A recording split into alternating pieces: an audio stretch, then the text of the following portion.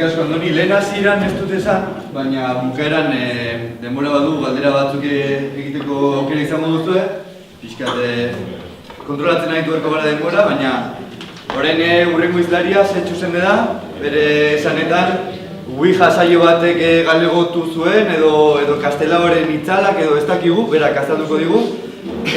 Soziolinguista izan da, galego irakaslea da orain, hainbat liburu irakurri ditu, idatzi ditu,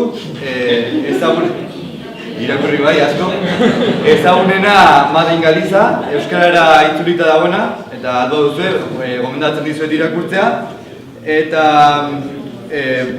aldean daukazue elkarrizketa, pasaren aldean elkarrizketatu zuten, eta besterik gabe, berarekin utziko zaituztet. Es un placer que estés hoy conozco, todo teu. Obrigado. Ben, hola, o prazer é meu, sempre que veño a Euskal Herria síntome moi cómodo, como na casa.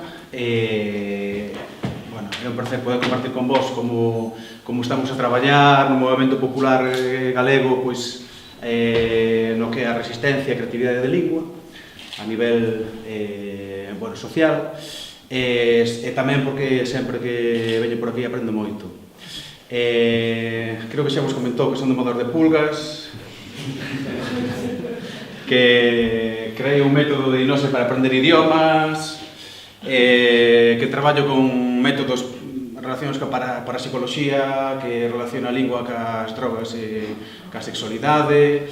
Todo isto ten que ver con son profesor de secundaria e que utilizo moito humor, non? Así para comunicar o que sería, bueno, pues esta forma de traballar co idioma que ten moito a ver cun libro que lín hai anos xa, que merquei en Bilbo, e do que falou agora Andoni, que é un futuro para o noso pasado, de Chepech, non?